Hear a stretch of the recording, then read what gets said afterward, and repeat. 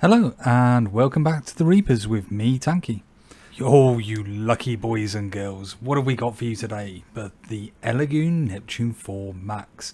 This is obviously the big brother of all the Elegoo Neptune 4 series, and it's the largest one in the range. Let's get all the usual disclaimers out of the way. Elegoo have sent this to me for the purpose of review, and everything here is my own personal opinion, and they haven't asked for any favourable comment at all. What does this new 4 Max actually come with?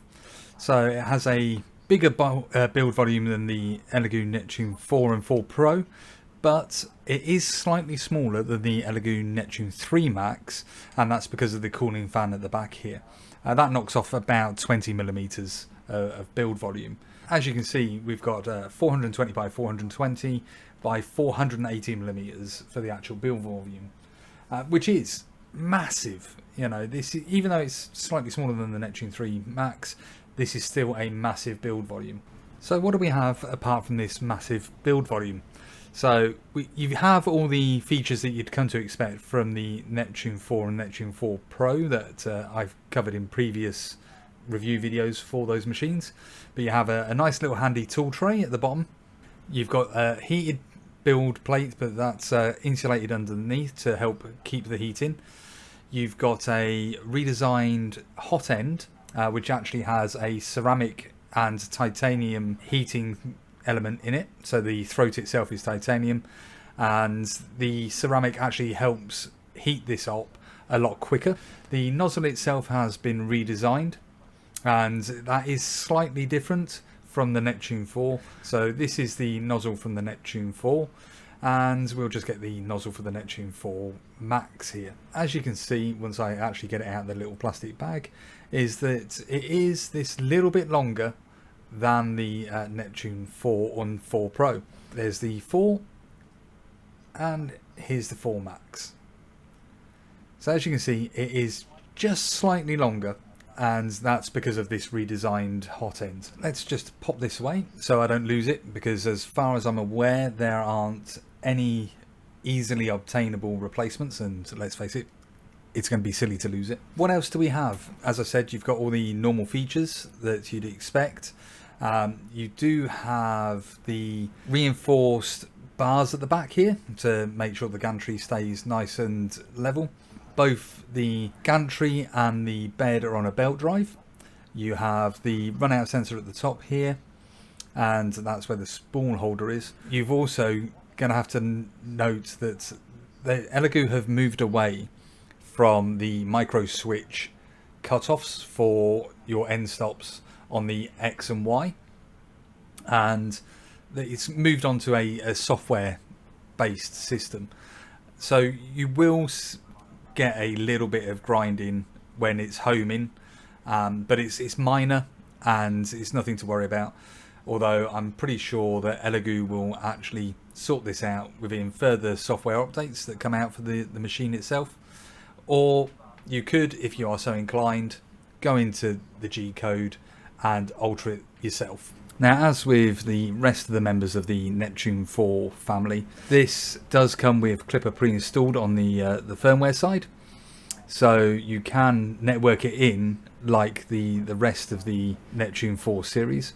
And this nice little exciting feature that you can't really see too well at the moment because of the way it is, but you do have the option to hardwire the printer in itself, or you have this chef's kiss moment where it has Wi-Fi, as pointed out by this little antenna here, and that really opens up the world for connectivity to make this easier. You don't have to sat next to your router to actually wire it in. Now you'll also see that down here there's no longer an SD card slot. You have a USB-A and a USB-C. So as well as that, this also enjoys all the same fast speeds that you've come to expect now from the Neptune 4 and the Neptune 4 Pro. This machine itself will knock out a Benchy in not quite 15 minutes, but it's 18, which is still really fast considering the size of this actual printer. And yeah, that is really, really remarkably fast. This also comes with the auto bed leveling feature, as well as a semi-adjustable set of 6 wheels on the side, and that will actually go over 121 points of reference to level this bed out for you, and that is really quick as well, considering the size of the printer. The touchscreen itself is nice and responsive. We've come to expect that now as standard from Elegoo. So I always like to run through this bed leveling process every time I've turned the machine off for any period of time, just to give it a new point of reference to start off from. Going through that process has never ever caused any print failures for me. You've got the massive cooling fan at the back here, and that does get noisy. You know, it does sound like a jet engine, but we're flight enthusiasts. Elegoo did also send over a roll of their blue PLA filament along with this printer, and this is the first time I've ever used any of the filaments from Elegoo, and it prints quickly. I've never had a flaw with it, and it prints nicely. It is a really, really good filament to have paired up with this machine. You know, if Elegoo keep producing stuff like this, it is a whole ecosystem for you to be playing with. Now the head here has already started heating up and getting up to temperature, ready for the actual bed leveling process, and you can see how quick this is. Now I have had this printer for a couple of weeks now. I've run off a couple of prints so I can show the quality of the Elegoo PLA. What we've got here is a fighter pilot's helmet that I printed off. Slightly smaller than I would need it, but it works well for my daughter, and that's purely down to me scaling it wrong. And then I've also got a budder as well, as is your usual test print that comes on the files for the actual printer. So let's cover the functionality of some of these USB ports. So the USB-A slot is what you would normally connect everything to. So if you don't have it networked, you would have your USB flash drive going there, but it can also be used for connecting up a webcam, which I've previously demonstrated is possible on the Neptune 4 and 4 Pro. The USB slot is the USB-C slot is actually used for consoling into the firmware itself. Then you've got this lovely screen on the side here. Still connects via magnets on the back. The one thing that I will say that is a little bit finicky with the screen itself is when you go to put in your Wi-Fi password to connect it up to your Wi-Fi, the screen is very, very small. So if you've got big fat sausage fingers, you might struggle a bit with that. But with a bit of perseverance, it is possible to get it in there. So as I mentioned previously, the build plate itself and the gantry are belt driven. You have then dual linear screws on the back there. So in the handy little tool tray that you have here, we'll go over the tools that actually get supplied with it. So you will find in there your Allen keys, some spare cable ties, spanners, a little spatula, and an anti clogging cleaning kit. And also I keep my nozzle in there. The one thing that it didn't come with, which was a slight bit of a disappointment, was the set of nippers for helping you getting supports off and cutting the filaments in prep. Now luckily I've got loads kicking around because I've got quite a few printers now, and this is my old battered pair that have been going for a good few years now and served me quite well. Those came free with previous printers. So one thing I do have to query is the actual choice of placement for the filament runout center. With it being up here on the top, you could be printing away, and this has happened to me, and then the filament actually has run out, and if the gantry itself is near the bottom of the build volume, you end up with quite a lot of wasted filament. It'll be useless and be thrown away. Now I know we do ditch a lot of filament because of printing supports and things, but that's part of the 3D printing process.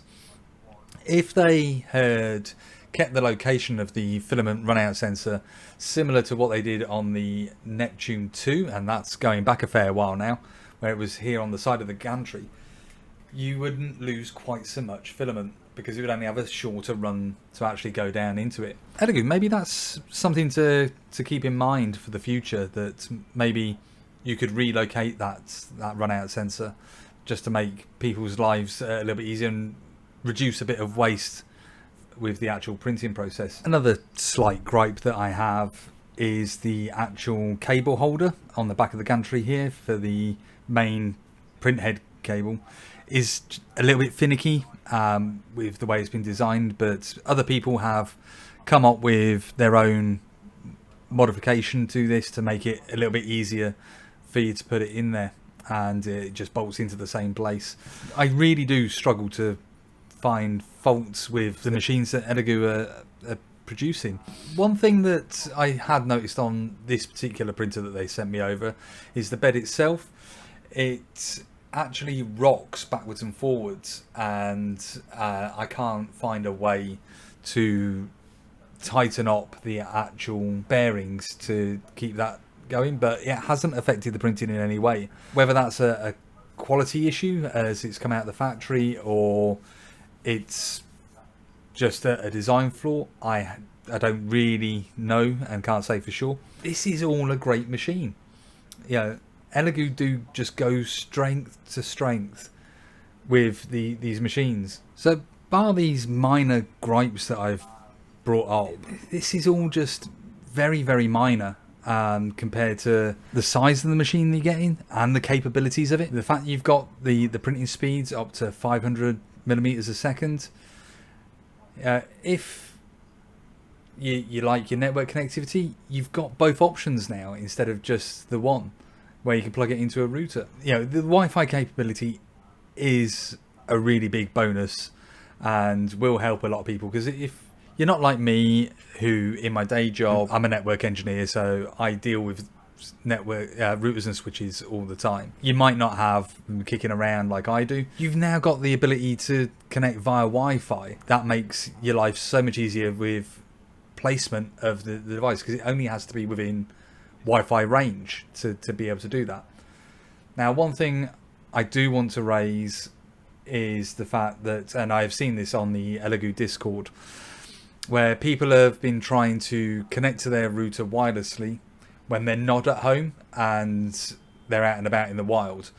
Whilst that is possible, what they're doing has not been the most sensible way of doing that, because they've gone onto their router and they've opened up all of their ports to the outside world, which just makes you vulnerable to attacks from various different types of bad actors. If you do want to go down that road, only open up the ports that you need to open up, and that way that keeps your data and everything inside your network nice and safe from cyber attacks.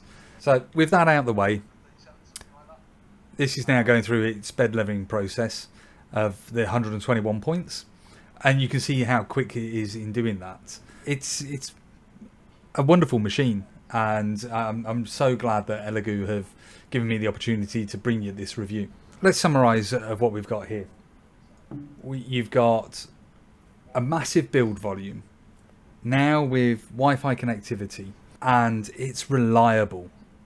It hasn't failed on me once, so all I can say is well done, Elegoo, on another fantastic machine. So currently this machine itself, the Neptune 4 Max, would normally retail for $550, but is currently on sale at the time of recording this video on the Elegoo website for $470. So once again, thank you to Elegoo for sending this over to me for the purpose of review, and I look forward to reviewing some more of their exciting up-and-coming products that they're due to release. I've been Tanky from the Grim Reapers, and I hope to see what you've been 3D printing for your sim pits and just in general very soon.